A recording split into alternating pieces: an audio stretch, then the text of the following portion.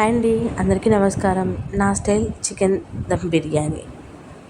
ముందుగా ఒక బౌల్లోకి 2 గ్లాసుల బియ్యం తీసుకొని బాగా కడిగి నానబెట్టుకోవాలండి, ఒక 10 to 15 మినిట్స్.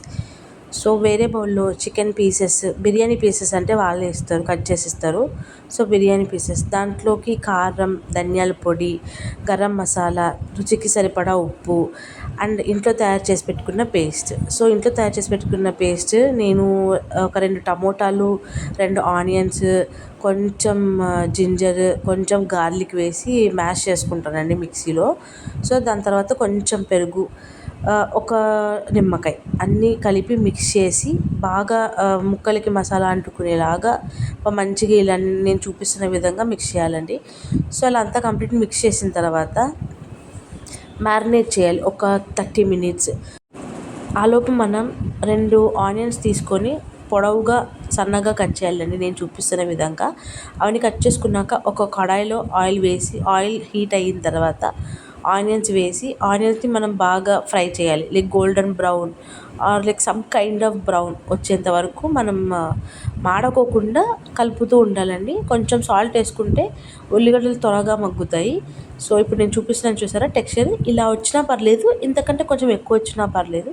సో నేను ఇది ప్రిఫర్ చేస్తాను. తర్వాత జీడిపప్పు సేమ్ అదే ఆయిల్ వేసి జీడిపప్పును కూడా కొంచెం ఫ్రై చేయాలి. కిస్మిస్ కూడా ఫ్రై చేయాలి.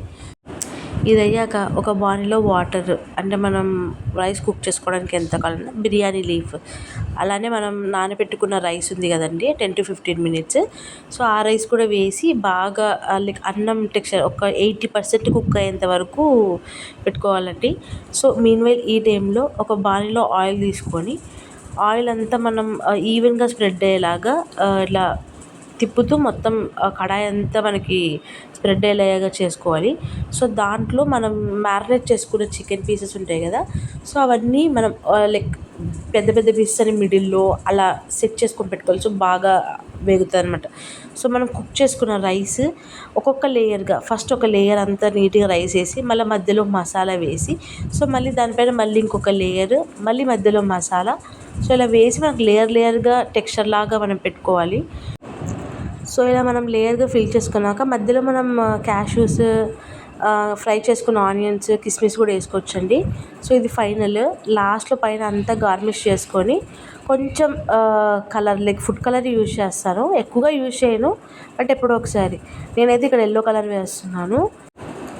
సో మనం దీనిపైన కొంచెం గీ కూడా వేసుకోవాలండి, మంచి టెక్స్చర్ వస్తుంది. సో ఒక ప్లేట్ తీసుకొని దాన్ని ఒక 1 to 2 మినిట్స్ ప్రీహీట్ చేసుకొని దానిపైన కడాయి పెట్టేసి హై ఫ్లేమ్లో మనం ఒక 20 to 25 మినిట్స్ పెట్టుకొని, లో ఫ్లేమ్లో ఒక 10 to 15 మినిట్స్ పెట్టుకోవాలండి.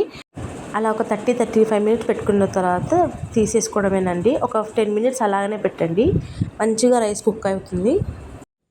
కమింగ్ టు రైతా పార్ట్, వీడియోలో చూపించిన విధంగా సన్నగా ఒక ఉల్లిగడ్డ, ఒక టమోటా అండ్ కీరా తురుముకోవాలండి. అండ్ కొంచెం క్యారెట్ కూడా తురుముకుంటాను, అది మీ ఇష్టము. అండ్ రుచికి సరిపడా ఉప్పు, పెరుగు వేసుకొని బాగా కలుపుకోవాలి. సో నేను చూపిస్తున్న టెక్స్చర్ విధంగా. సో ఇలా కలుపుకొని కాసేపు ఫ్రిడ్జ్లో పెట్టేసుకుంటే కొంచెం చల్లగా బాగుంటుందండి బిర్యానీలోకి తినడానికి. సో నేను చూపిస్తున్న విధంగా టెక్స్చర్ మంచిగా అంతా కలిసేలా కలుపుకోండి. And serve raita with biryani. ఒకసారి మీరు కూడా ఇంట్లో ఇలానే తయారు చేసుకొని ఎలా ఉందో కమెంట్లో చెప్పండి. Thank you. Please share, subscribe and like my channel.